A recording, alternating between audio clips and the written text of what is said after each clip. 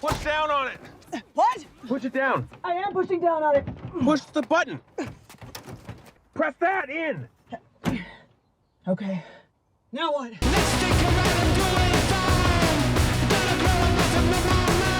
Alright, we are back with another one of these new movie reviews, and as of yesterday, I was able to catch Guardians of the Galaxy Volume 3. I feel like most people are kind of feeling what I've been feeling, and that's just these new Marvel movies aren't really carrying the weight that they used to in like the first three phases. I honestly thought Ant-Man, the new Ant-Man, was bad. Like, I didn't really enjoy that movie. That was the first like Marvel movie to where I walked out of it and I was like, this wasn't very good. I would say with the only exception of like Doctor Strange, but that's for like my own horror reasons. I thought that was good. But I mean, I can see why if you're like a big grand MCU fan, like that movie's placement is kind of weird. That movie, like as its own little bubble, I really enjoyed. Like the direction they went with it and kind of the balls they had with it, with the violence that they were going with. And that's why I really enjoyed Guardians Volume 3, because it felt like, again, not that they have to be dark and serious, but after watching Ant-Man really left like a bad taste in my mouth after finishing that movie. But however, even like, I would say when the first Guardians of the Galaxy came out, I thought it looked really fun, and I ended up enjoying it a lot. It's one of my favorite MCU movies, and I also constantly have a hard time figuring out if I prefer Volume 2 over Volume 1, and after seeing this third one, I feel like all the Guardians movies sit evenly on a plane of being this like excellent trilogy in the MCU, because this movie brought those like excitement feelings right back that like the first two movies did, that really just these recent Marvel movies aren't really giving me. I feel like what I always liked about the MCU movies at the time is that the stakes always felt real and serious while you're going through this world that's colorful and fun, and it's supposed to be exciting, but there's supposed to be weight behind everything. And these recent movies, there's been zero weight at all, it feels like. It feels like there's no stakes, no one's really in danger. I know that it's kind of like a marketing thing, but this movie, there's like a constant threat. I constantly felt like a sense of we could lose somebody. I feel like that's why this movie is standing out to all the other ones. And I mean, you gotta hand it to James Gunn for literally reviving a lot of the superhero genre right now with, I mean, I'm not really keeping up with DC. I'll probably try to start back up when James Gunn kind of officially has his beginning of those movies. I really liked The Suicide Squad from him, and Peacemaker is one of the funniest and honestly one of the best superhero shows I've seen in a long time. I feel like I didn't appreciate James Gunn until I saw his work on DC, where he was able to work without people hovering over his shoulders, telling him what he can and can't do. And it feels like for Volume 3, it's his last movie, and they kind of took some hands away from him a little bit to like let him do more of what he wants. Because I was like right at the beginning, this movie, like it starts and it doesn't stop. It is constantly, it was really just like action after action after action constantly. But you're at a third movie for the Guardians at this point, so you know all like the characterization. And what people don't like about Volume 2, I think, is that it is a little slower and a little wackier, but its characterization, I cannot say that word. I don't know why I'm trying to say it again. The development of the characters in Volume 2 is like adding on to what we got in 1, and really, I just think Volume 2 is such a perfect sequel to the first movie, and Volume 3 is such a good cap to this trilogy, because like it's not really spoilers. We all knew. James Gunn says it, like the Guardians, you're not going to see them the same way, and because this movie is an ending, it ends their journey in the MCU. It wraps up a lot of things. It wraps it up so well. You could always like end it in like a more probably fantastical way, but I had recently seen Return of the Jedi. It reminded me of kind of that. Like, I don't know if this is like spoilers, but I don't know. I feel like the way that James Gunn ended this trilogy was so good, and it was really respectful to the characters and the story we've been following. Because I feel like you got your regular MCU and then you got Guardians MCU, and the Guardians have always been the more exciting side to follow, I think, and just the more, because it's the most world building. You're in space, you get to visit all these planets. It's the one movie that when that movie dropped, it was the first time we had really seen space, like the outskirts of space in the MCU.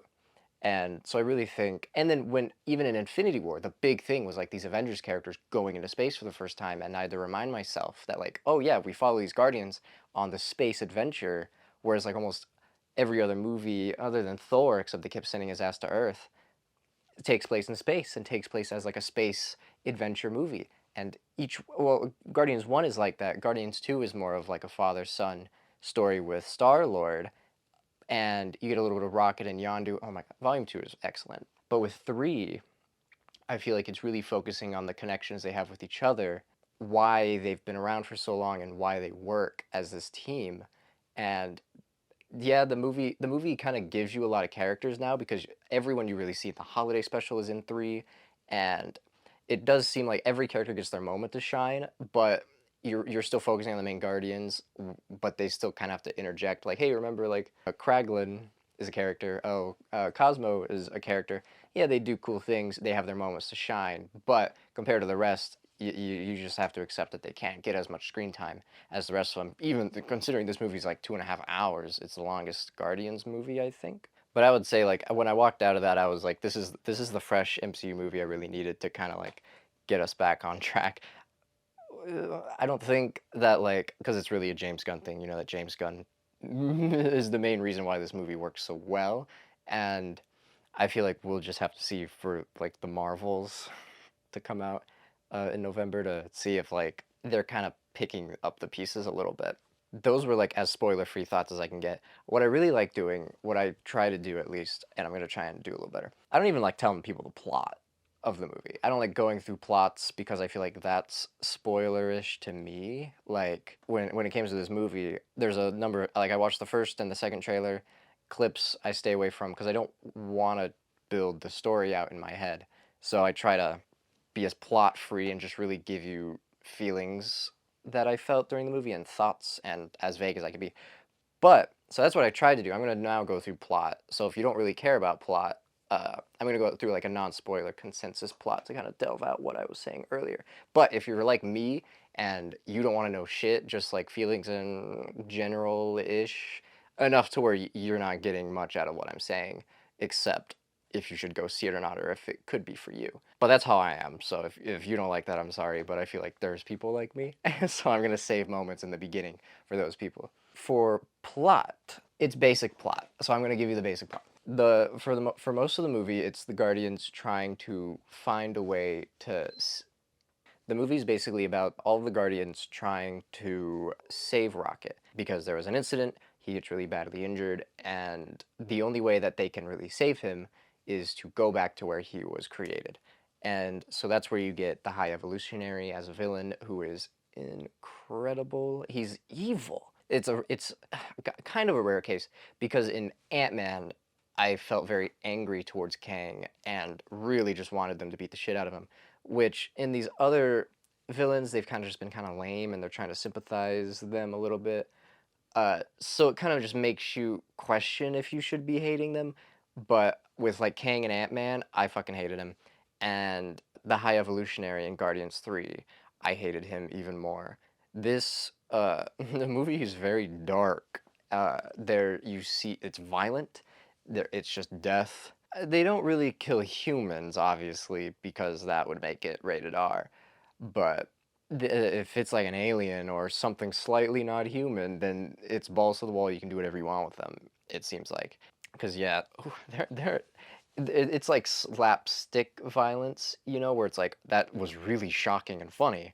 I'm surprised they let him put that in the movie.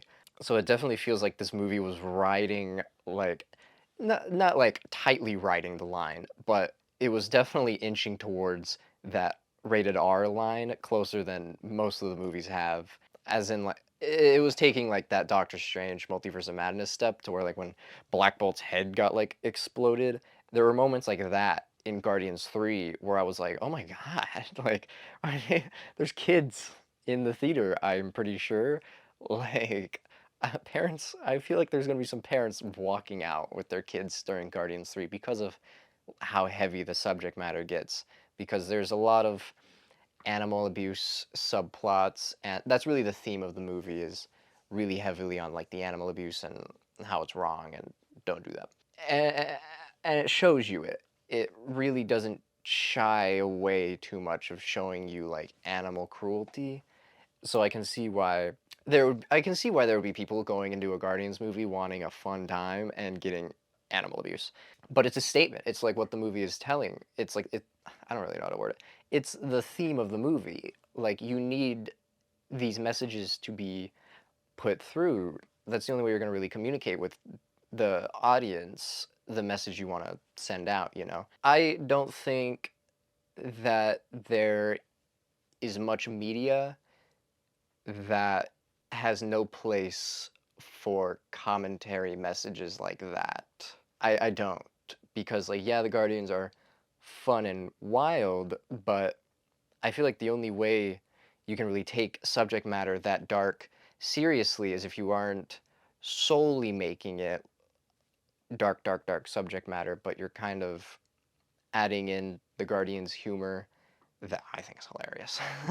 It makes it easier. Like I don't know how to say like an easier pill to swallow, but I think it is like it's an easier pill to swallow when it's being presented in the way that James Gunn was able to present it in this movie, which I thought was just fantastic because it really, really hits the message, and I think it tells you what it wants to tell you.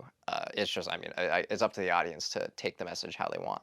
But I appreciated it so much. I appreciated that the movie was willing to go there and to just show really the evilness of the High Evolutionary. Because yeah, he's literally like your evil sits at his mighty throne with his evil cat that he pets slowly. He's that kind of villain. He's just evil by the book. They do it well, and that actor is really good. And you really just get the sense that there's no one underneath this but like a crazy person. Because I really liked his motivation. It really made him a believable villain. Because yeah, he's really wacky and crazy and very villainous, but he's believable. But I would say overall that like Guardians 3 matches the energy of 1 and 2. It goes darker in the subject matter than those two did from what I remember, but it still carries the most of the heart that the MCU needs right now, because while the Guardians of the Galaxy are the most spontaneous and outrageous characters in the MCU, and they go on the most wild journeys, they feel the most real. They feel like the most real people in the whole universe of these movies because of all the, I guess, tragic stuff that James Gunn has them go through, and how real he lets them be, I guess, how real he allows them to act and react. Because another standout character in this movie is Gamora, who I was really worried about. I thought that she was going to get sidelined really bad, or they were going to do something stupid with her, but they made her real, and she acted like you would, I would think, expect her to react or act in these situations. I really liked this movie. It's one of the best, it's one of the better MCU movies to come out in a very long time. And so it's so refreshing to see, because when it's good, it's good. It slaps. I love them when they're so good like this. And that's not me like saying I love the Marvel movies and I love Disney when they're like this. It's mostly like I love when Disney and Marvel allows their directors to show their vision through their world and really just not hold back. Like Sam Raimi with Doctor Strange, you could sense that they were kind of don't do that because of some of the behind the scenes extra stuff that got kind of leaked and shown, with like Scarlet Witch literally brutally murdering everybody. That would have been excellent to see, and I would have loved that because it's different, and you could see that the director got their creative outlet fulfilled and they were able to tell what they wanted to. Guardians 3 is exactly what that is, and that's why I feel like all the standout MCU movies are the ones that aren't formulaic and feel kind of like the genre got bended a little bit, and I feel like those are the best ones. But that's got to be all my overall consensus for Guardians 3.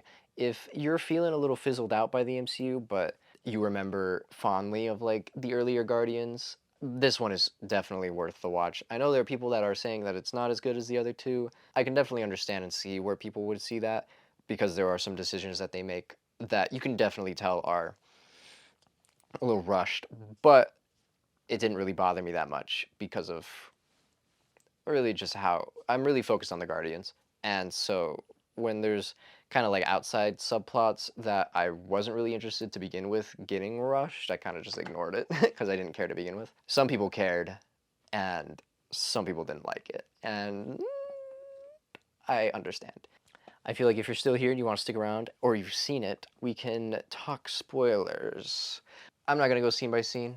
I said that last one. I'm really just going to talk about moments that I liked a lot and that I can now speak of in detail. Violence. We're in spoilers now.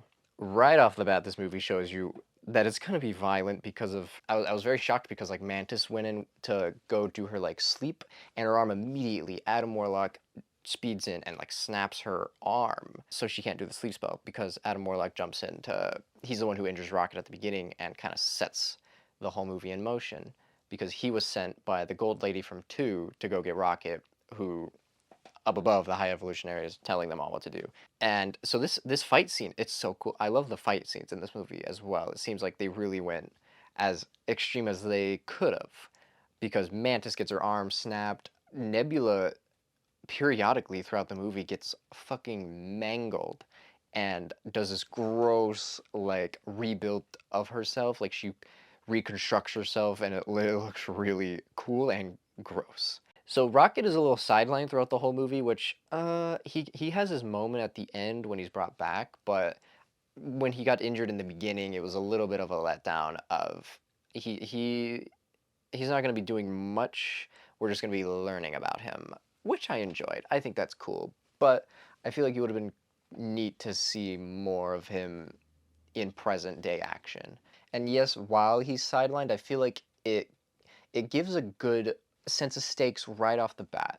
They are on a time limit. They have 48 hours to get the code that they need, because there's the high evolutionary put like a kill switch over his heart that he can't be medically worked on, or else it'll explode. So they're kind of screwed at this point. They can only heal him with these like futuristic med packs that just like insta heal you. They like, it snaps Mantis's arm back in place.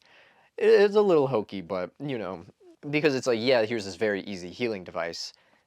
This is why we can't use it.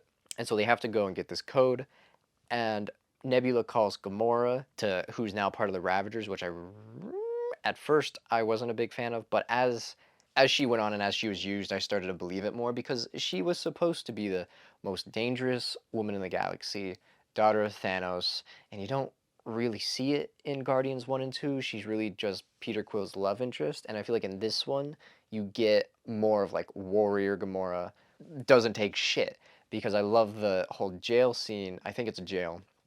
No, I saw comments saying that because I don't remember things, I don't like it as much, and it's like, my memory's just bad. I have a really bad memory with like the specifics. I don't 100% remember what the big eye place was that they had to go to. All I know is that it had an archive center and they needed to get records from there, but I don't think the whole place was an archive center. This is where you get like the little Among Us suits. That's really funny. This is like the next big fight that I really enjoyed. You get Drax and Mantis doing there, because they're my favorite comedic duo, and you get Star-Lord, Gamora, and Nebula, and Gamora constantly has this lady at gunpoint while Star-Lord is trying to go through it casually, and so I thought that dynamic was really funny. Nebula, going off track, Nebula might be my favorite of these Guardians movies, mostly like her growth has been so excellent, and she's funny. For me, her comedy delivery is one of my favorites, because you're so used to her being so villainous and so angry, so that when she makes these dumb jokes, for me it hits a little funnier. So she easily became one of my tops for these Guardians movies, and really just MCU characters.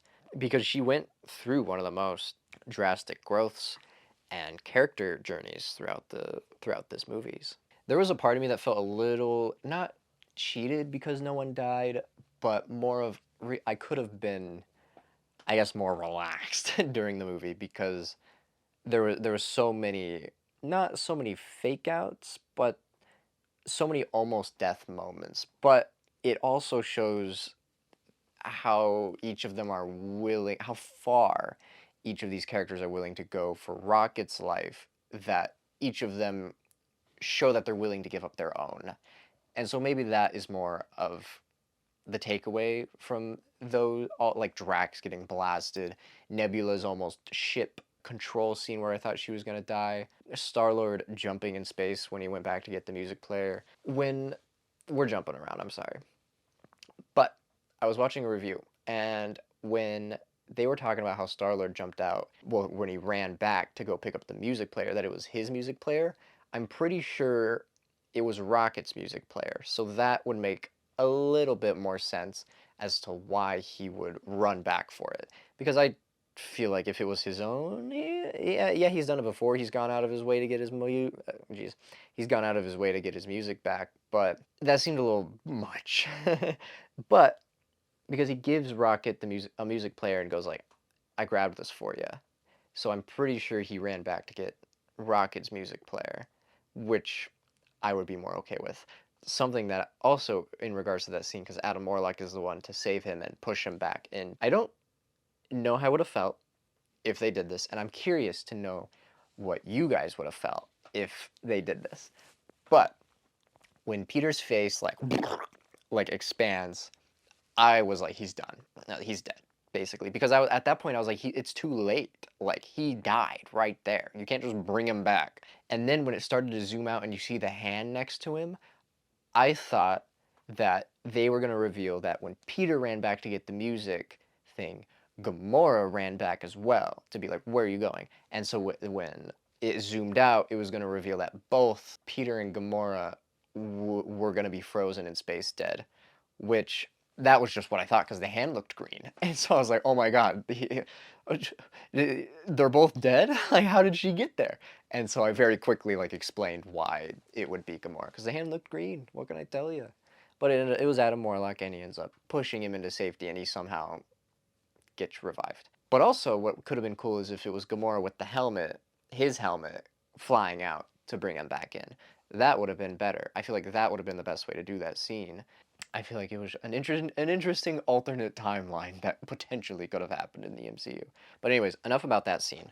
Back in like the archive room, well, actually, there's not that much. The whole High Evolutionary's plan is to create the perfect society and create literally like an Earth replica, basically, because this planet they end up going to is where he lives is counter Earth, which I thought was cool. It was a weird like animal society kind of, because the High Evolutionary figures out how to do it. No, he doesn't. Rocket figures out how to do it because we keep traveling back to Rocket's backstory and learning like he had these friends, which they were disturbing as shit. That was another thought. I was like, there's kids in here, and this bunny is walking around with bloody spider legs. Like Jesus. It reminded me of Toy Story. Toy Story 1 Sid with all his fucked up creations. But it's Rocket who gives him the formula or tells him how to fix his problem. That these genes of like aggression or this something wrong with the formula is making them aggressive. It turns out that the way that the system was ventilated, it was just kind of producing that chemical that was making these creatures more aggressive during the transformation. But once that got figured out, the High Evolutionary was able to make these things perfectly, and he got jealous of it. He got super jealous that he created Rocket, and Rocket, in his mind now, turns out is smarter than he is, which he probably is. Rocket, I'm pretty sure, is now smarter than the High Evolutionary. And the High Evolutionary could not live with that. He couldn't stand that. He needed to surgically go through his brain to figure out why he was able to create something smarter than him. Because to his eyes, he's God. And the line that I think he delivered very well is that, like, there is no God, so I stepped in. That was so good. But then when we get to his ship, it's kind of funny. I like the way they got divided. Like Star-Lord and Groot were on the ship, Nebula and Drax and Mantis were trying to get onto the ship to save them, but right when they got on, Star-Lord and Groot got off and they had escaped already, and so now they're on the ship, and Star-Lord and Groot have to go back onto the ship to now save them. It's a little silly, but I think it's funny because we end up getting like all the Guardians on the ship, and you get this real sense at the end of them all working together. Like every character that we've met throughout the Guardians are all coming together and really pulling off this crazy feat of saving this whole society of children from the High Evolutionary. And a part I really like is when, but it was so sad. They save all the kids, and Rocket goes back because he's like, "There's the animals. Like he's not gonna leave the animals as well." It's so good, and that's a sad scene because he goes and he saves all the animals, and then you get your cool final fight with Rocket and the High Evolutionary, and then all the Guardians come in and they kick his ass too. A scene I also liked is the claw when Rocket claws his face off. That was brutal, and they show when they peeled his face off. I was like, this is so unlike Marvel with the shit that they're showing me right now. When it ends, it's a big dance party. Star-Lord goes off and meets his grandpa, which I thought was great. So Star-Lord goes back to Earth with his grandpa. Loved that. Guardians, Gamora going with the Ravagers. I think it's okay. I think that the idea I was seeing Sylvester Stallone as being like a father figure to her in this sort of sense.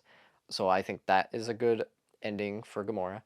Drax and Nebula work together with the in Nowhere to help with the kids because Drax turns out to be a great dad, which was so cool because of his daughter's backstory. I love Drax. He's so funny in this movie. I loved all of them. They're all so funny in this movie, but I think Nebula and Drax and Mantis are the three that were just standouts for me. Mantis goes out to find herself, and Rocket becomes the new leader of the Guardians, which contains one of the girls from the High Evolutionaries' creations, Adam Warlock, Groot, and Cosmo, which I think is a fun team. Yeah, they're low-level characters, but the Guardians of the Galaxy were low-level characters when the first movie came out, and everyone thought that that was not going to be fun. So who knows, this new team might just be as good. Speaking of who I forgot to mention, Adam Warlock doesn't really do much. I thought he was cool. I'm not a fan of him in the comics because I didn't really know him too well, so whatever they gave me in Guardians Volume 3, I was gonna be okay with. I thought he was fine. Sure, the 5-year-old, him being mentally a child, gets old a little bit. It isn't as funny as the rest, but I feel like they did jab you with it. They did say his mom tells the High Evolutionary he would have been perfect, but we had to pull him out early. And I was like, you're talking to the audience. I know that for a fact. Overall, I feel like Guardians 3 matches the fun and really just what makes the first two movies as special as they are. If you're an MCU fan and are feeling that the MCU is getting a little lackluster, you should go see Guardians 3. It's probably not going to pave the way for the future of Marvel movies. I really just think this is a James Gunn case because he's so good at what he does. And so I feel like Guardians Volume 3 is worth a shot because you might get a lot of enjoyment out of it. Because I certainly was pleasantly surprised with how good it ended up turning out. I know that this one is probably shorter than the last two I've done because those were like 40 minutes long. I kind of went scene by scene crazy. I don't know if that's preferred. Let me know if you prefer like the longer review format or if you prefer more of like a get to the point like this one was, because I don't think this one's going to be 40 minutes. Let me know what you thought of Guardians Volume 3. And you know what? Let me know your rankings. I know I kind of cheated and said that they're all the same to me, but if I were to rank them, it's 2, 3, 1. That doesn't count because I already prefaced that I think that all three movies sit on the same level. I just think that 2's emotional impact makes me feel towards that one the most. 3's grandiosity and ability to wrap the series up in such a profound way really puts that at number 2. And the first movie, it's the beginning, but it starts it out very well. And you're introduced to all these characters that you instantly love. Comedy that is a little bit more slapsticky. We wouldn't be here without the first movie, but 2 and 3 really were able to take the first and expand it in a way I didn't expect. But overall, Guardians 3 was a fantastic end to the Guardians trilogy. You should definitely go check it out if you're into the series. And in case you came from all the horror content, I am a big Marvel fan, so don't be surprised if when Marvel movies start coming out again that I talk about them, because I love my superhero movies, and I love my horror movies, which is why Doctor Strange and the Multiverse of Madness I think is so good. But I will see you in whatever video I decide to put out next.